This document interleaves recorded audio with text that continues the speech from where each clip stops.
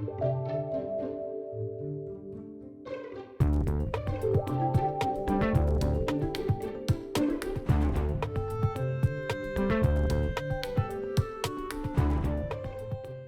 next speaker is Amanda Datnow.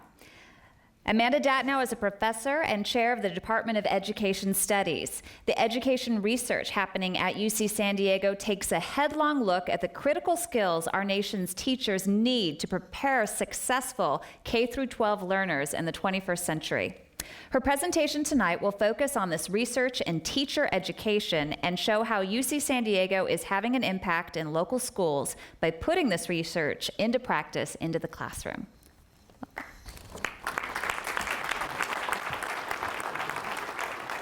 Thank you, Lauren. As Lauren mentioned, one of our jobs in education is to try to figure out how can we educate young people for the future so they can go on and do the kinds of exciting work that you heard about today. It's a challenge. Today I'm going to talk particularly about the preparation of teachers, and it's actually fairly serious information. So I'm trying to think about how I can work an angle in that's going to make you laugh or lose fat and so on, but it may not be that kind of talk.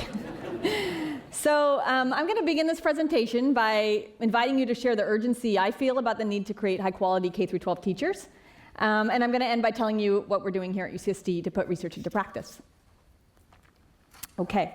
So in schools across the US, we have teachers who are busy trying to prepare young people for the future. However, many of the methods that we see in use may not be preparing kids for the kinds of things they will be facing.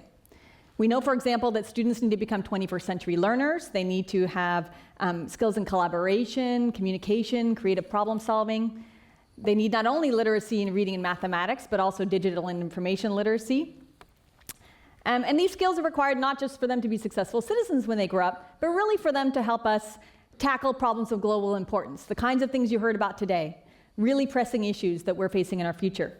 And so quite simply, these kids, my kids, your kids, grandkids, the kids in our nation's schools, these kids are our future.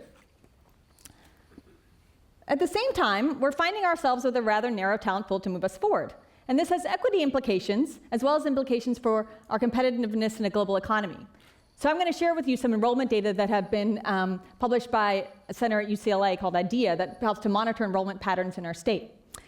So when we look at this graph, we see that the pipeline narrows considerably from 9th grade to college, with only about 1/4 of the students in our state even having completed the coursework, the A through G coursework we call it, required for entrance into the UC or CSU.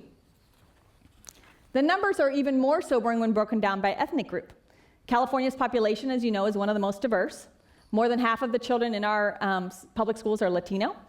And yet only 16% of Latino students complete A through G courses, in large part because the schools they attend oftentimes don't offer them. The numbers for African American students are roughly the same. Approximately 6% of these students enter the CSU and about 2% enter the UC. Yet we know that a growing number of jobs are going to require a college education, yet we have relatively few students who are prepared. So what does the research tell us about how to help better prepare young people for the future, in K-12 education specifically? There are a myriad of answers, and I want to begin first by describing some systemic issues in our state, some of which you may be familiar with and some of which you may not. California ranks among the lowest in per pupil funding in the US. This translates into larger class sizes, larger counselor-student ratios, which you see here, and a lack of resources in schools, especially schools serving low-income students. So schools with the largest number of poor students have the greatest shortages of textbooks, the lowest numbers of qualified teachers, and attend the state's most overcrowded and rundown schools. So this contributes to some of the inequities that you saw on the previous slide. So especially with a set of systemic conditions in our state, which are going to take some time to address, the role of teachers is critical. And that's one of the levers we're working on in terms of improving the education system in our work here at UCSD. Teachers are especially crucial contributors to student learning, and yet their job has become more complex and demanding. They need to help students gain 21st century skills and reach increasingly complex curriculum standards. They need to educate an increasingly diverse population of learners to achieve at high levels. And in doing so, they need to kind of put aside a one-size-fits-all approach and tailor instruction to meet students' individual needs. This is probably the most challenging part.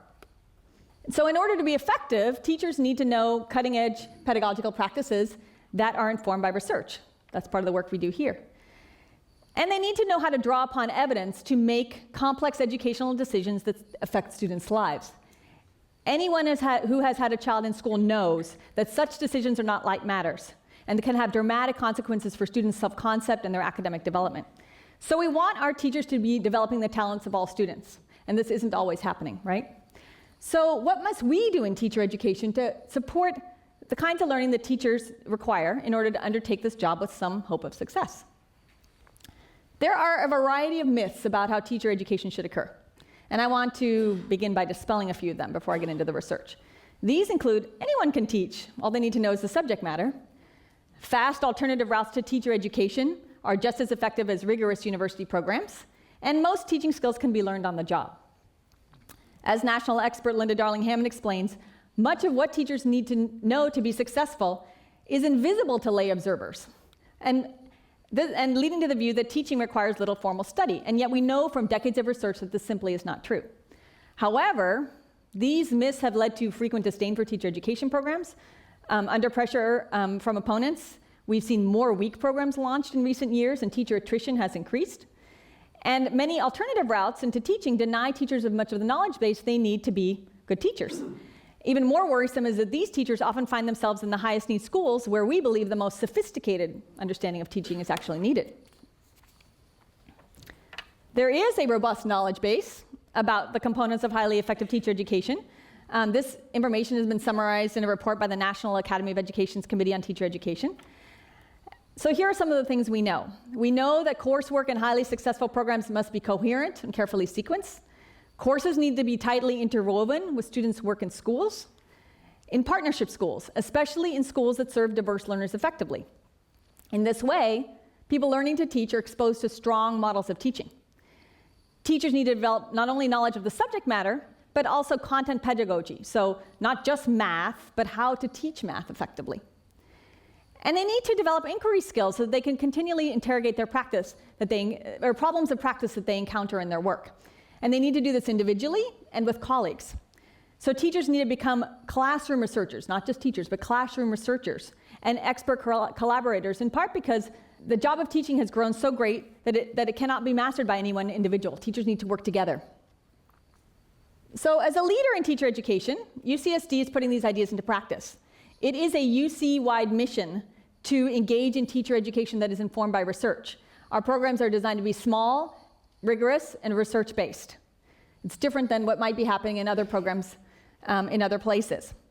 In our program, students learning to teach spend a great deal of time in classrooms, often beginning by working as tutors and mentors in our Partners at Learning program called PAL.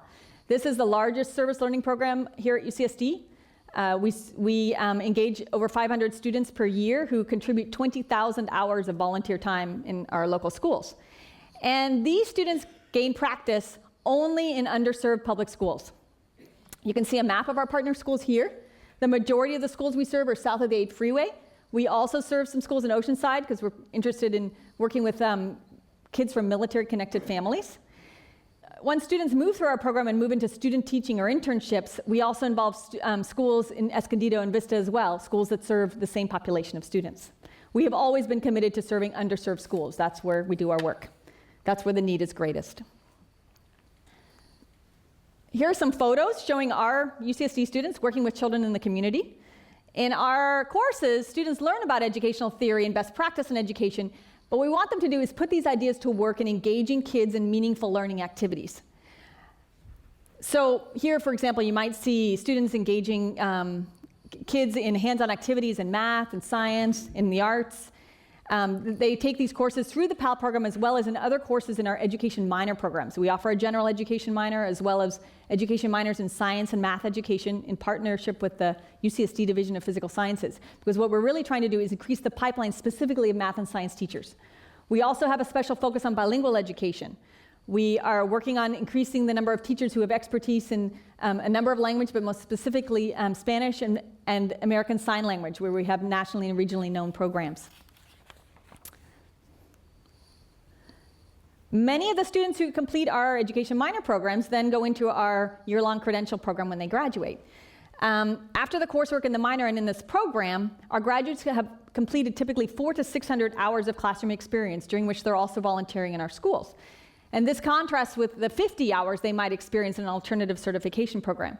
And we know from prior research that this extensive supervised clinical practice, particularly the part that they receive in the credential program itself, makes a tremendous difference in terms of expanding their toolbox for teaching.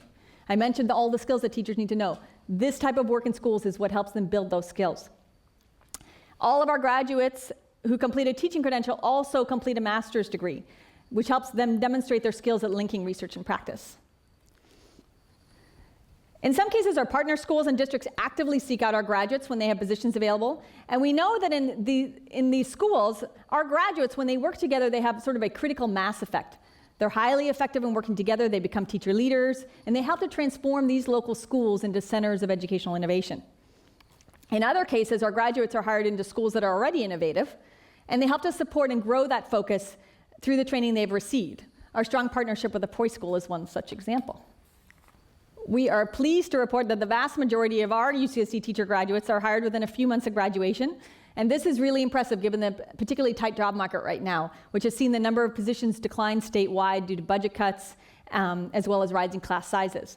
And we also know that our graduates stay in public education, often for the long term. Many of them also return to us for future education in our doctoral programs. So in sum, I'm going to close by letting you know that at UCSD what we're working on doing is bridging research and practice, bringing the best research evidence to bear as we have grown and refined our academic programs in education. Through our 40-year history, we have educated thousands of teachers who have shaped the lives of millions of children. And you'll notice that the skills of creative problem solving, collaboration, and inquiry that we want our teachers to develop are very much the same skills that we want our students to have in the future. And while we're very much focused on the future, we're also very concerned about the present. So I invite all of you to visit the Department of Education Studies here, come and dialogue with our faculty, attend our lectures, speak with us about the teaching and learning issues that you're facing in your community and the ones that you're concerned about in the 21st century. Working together, we believe we can make a difference. Thank you.